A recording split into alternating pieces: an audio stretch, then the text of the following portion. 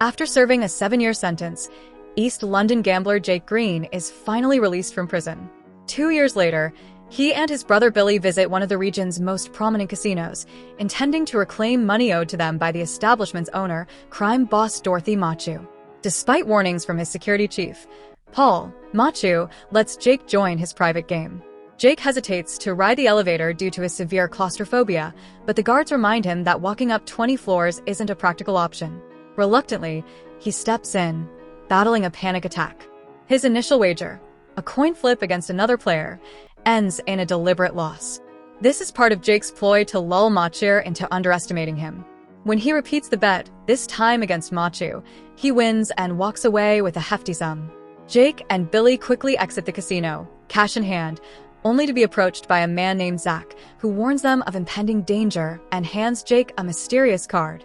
Jake opts to take the stairs this time, but collapses before descending, revealing the card's message: "Take the elevator." He's rushed to the hospital, while Machu, increasingly paranoid, suspects Jake is seeking revenge, especially after a past incident involving Machu and Jake's sister-in-law. Fearing for his life, Machu instructs Paul to hire the top assassin in the business to eliminate Jake. At the hospital, initial tests show no obvious reason for Jake's fainting spell. He's told to rest at home until his blood work comes back. Billy heads to his own place, while Jake takes the bodyguards for protection. Upon arrival, they're ambushed and shot. Jake narrowly survives thanks to a card on the floor that reads, "Pick this up." He bends to follow the instruction, dodging the bullets. He attempts to flee in a car, but the driver is also gunned down. Fortunately, Zach appears in time and rescues him. The hitman, known as Sorter, is baffled. He never misses. He suspects someone warned Jake. Still, when questioned by Machu, he only says he had a bad feeling. Zach brings Jake to meet his associate, Avi, who somehow has access to Jake's medical records. The lab results are dire. Jake suffers from a rare blood condition that will end his life in 3 days. Zach and Avi offer to protect him, but only under 2 strict conditions. Jake must hand over all his money and comply with everything they ask, including answering their questions. They give him 3 hours to decide. Suspicious, Jake leaves without responding. At the hospital, he receives identical test results and believes Zach and Avi may have bribed the lab. He seeks a second opinion from his private doctor, who confirms the same diagnosis. After confronting him with a weapon to ensure he's not part of a setup, Jake realizes he has no other option. He withdraws his funds and returns to accept Zach and Avi's offer. As they drive, Avi reveals they are in the loan business, and Jake's money will now fund their operations. During a visit to a client, Avi presses Jake for the full story behind his conflict with Machu, including details about 3 inept enforcers Machu once employed, known as the 3 Eddies. They lost their regular card dealer before a major game and, knowing Jake had a reputation as a skilled player, called on him to step in. Jake initially declined, but they coerced him by threatening harm to Billy's family, forcing his hand. During the match, the others at the table started hurling insults at Jake and his mother. Unable to tolerate the disrespect, Jake pulled a gun and chaos erupted. The lights went out, the cash vanished, and before long, Jake's name was being mentioned during police questioning. To silence him, they threatened his niece and, in the process, accidentally killed his sister-in-law when she stepped in to defend her daughter. Jake didn't reveal that Machu was behind the illegal games and ended up serving a 7-year sentence. While he was locked up, the Eddies somehow fell out of Machu's favor, leading to their gruesome demise, literally cemented out of his world. After a string of client visits, Zach sends Jake to lay low at a motel. Elsewhere, Machu and Paul arrange a meeting with criminal mastermind Sam Gold, a figure revered by underworld figures everywhere. Since Gold never meets anyone directly, they speak to his advisor, Lily Walker, instead.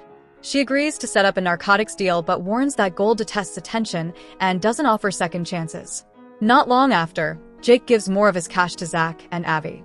During a game of chess, Avi asks Jake about his time behind bars. Jake shares that he was given a choice: serve 14 years in general population or half that in isolation. He chose the latter. His cell was wedged between those of 2 men, one a master strategist, the other a seasoned hustler. Though they never spoke aloud, they communicated and learned about one another through library books. For 5 years, the trio shared messages via notes tucked inside those books. Through that, Jake learned their unique system for outmaneuvering any opponent. They had a plan to escape and promised Jake a spot, But when the time came, they vanished, leaving only a cryptic message. The only way to get smarter is by facing someone smarter. When Jake was eventually released 2 years later, he discovered they had emptied his accounts and left behind only that message. From then on, Jake began applying the system at casinos, amassing a fortune. As time goes on, Jake continues delivering cash to clients, all while struggling with the requirement to intimidate them if they fall behind. His conscience won't let him harm vulnerable people. Meanwhile, Zach and Avi use a truck to tear down a wall concealing a hidden vault. Inside is the shipment Machu had promised Lily. After the heist, Machu realizes he's been duped and tells Paul to recover the product at any cost. Paul reaches out to their competitor, a triad boss known as Lord John, who agrees to supply the product but demands an outrageous fee. Jake and his group, Zach, Avi, and their crew, head to the hotel where the exchange is scheduled. They break into the adjacent room, create a hole in the wall, and release a sedative gas to knock out both Macho's and John's men. Then they swipe the money and the drugs, cleverly framing each group to make it look like they robbed each other. Later, Jake receives a call from Billy, who warns him that he's been asking around. Zach and Avi are feared even by Sam Gold. Billy urges Jake to walk away, but Jake ignores the warning and heads back to work, where he's told to execute a terrified client. Unable to go through with it, Jake turns the weapon on Avi instead, only to realize it's not loaded. Avi knocks him out. Jake wakes up in the motel hours later to a call from Avi, who congratulates him for making it through day 3 and advises him to get checked out. After a visit from Billy and his niece, Billy leaves him a gun. Jake goes to see his doctor. The shocking news: the diagnosis was a mistake. Jake isn't dying. He tries to contact Avi for answers, but Avi simply tells him to wait. Meanwhile, Paul's investigation uncovers that Jake is somehow linked to all the recent chaos. Machu, furious, orders Paul to eliminate him. When Jake returns to the motel, Avi and Zach are already there. They warn him that Machu's enforcers are waiting for him inside. Jake manages to flee, and the henchmen pursue him, but he gives them the slip, helped by a stroke of luck when one of the goons accidentally shoots himself. The others stumble upon the body and assume Jake is responsible. He later heads to Avi and Zach's office, where they reveal they've known all along that Jake hadn't been completely honest about his previous dealings with the Eddies. Those 3 fools were waiting for Jake when he got out of prison, looking to take him out because his actions led to their dismissal by Machu. In a desperate move to save himself, Jake cut a deal. Each month, he'd give them 3% of the money they loaned out. At first, only one of them accepted, but when Jake kept his word, the others joined in, this time for a 4% cut. Unbeknownst to them, Jake was simply cycling their own money between them, never using any of his own. Eventually, the Eddies ran out of funds and had to borrow from Machu, who became intrigued by the identity of the man behind their sudden cash flow. After earning a fortune using the strategy he'd learned in prison, Jake took a break with his niece and brother, only to return to find Machu had executed the Eddies for defaulting on their debt. Meanwhile, at an upscale restaurant, Machu is informed that Jake escaped. Sorter spots Lord John's partner disguised as a waitress and shoots her, but his aim is off. He only injures her. In the chaos, she retaliates and blows off Macho's finger before succumbing to her injuries. Sorter is then dispatched to eliminate Lord John and his crew. Back on the rooftop, Jake talks with Avi and Zach while they golf. They explain that Sam Gold is a myth. He isn't a real person, but rather the embodiment of selfishness and unchecked ambition. His influence only works on those who choose to believe in his power. Jake is told he must redefine what holds control over him. Later, Jake withdraws his remaining money and donates it all. He then sneaks into Machu's private suite. Struggling internally with voices representing his pride and fear, Jake apologizes to Machu for conning him, acknowledges his superiority, and reveals the donation made in his honor before walking away. To face his greatest fear, Jake rides the elevator, a place that once triggered paralyzing claustrophobia. When it halts on the 13th floor, he has a breakthrough, symbolically casting aside his ego and reclaiming his autonomy. Once the lift resumes, he exits to find Machu downstairs, waiting and armed. But Jake, now calm and unafraid, walks right past him. Machu, unraveling, breaks down as he realizes he no longer has power over Jake. The next day, Paul brings Machu a stack of newspapers, each with headlines praising his unexpected philanthropy.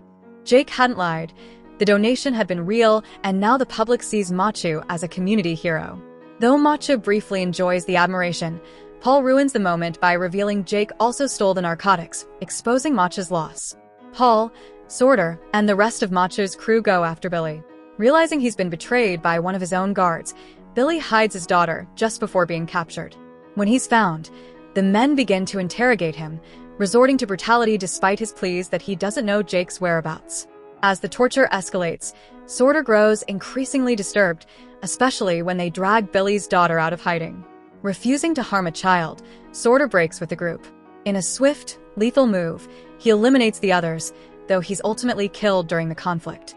Elsewhere, Lily visits Macho, bringing a wreath from gold as a warning. His name in the papers has angered the faceless kingpin who prefers to stay in the shadows. She informs Macho his reign is over and that there will be no redemption this time. Panic sets in again. Avi and Zach escort Jake and the powder to Macho's casino. There, Avi finally defeats Jake in a chess match and discloses the final twist. They were the two men in neighboring prison cells, always intending to help Jake escape. But he hadn't been ready to hear the truth back then. It's heavily implied they were never real, merely reflections of Jake's inner transformation. Before he can fully process this, Jake is summoned by casino security to meet with Macho, who has taken his niece. Dropping the stolen powder on the floor, Jake calmly reassures the girl everything will be all right. His unshakable composure enrages Macho, who is baffled that Jake still shows no fear, even with a gun pointed at a child. This humiliation proves too much for Macho's ego. In his mind, the only way Jake could act so freely is if he were already dead. Overwhelmed, Macho turns the gun on himself and pulls the trigger. Thanks for sticking around until the end. Your support means everything. Don't forget to like, share, and subscribe. Catch you in the next recap.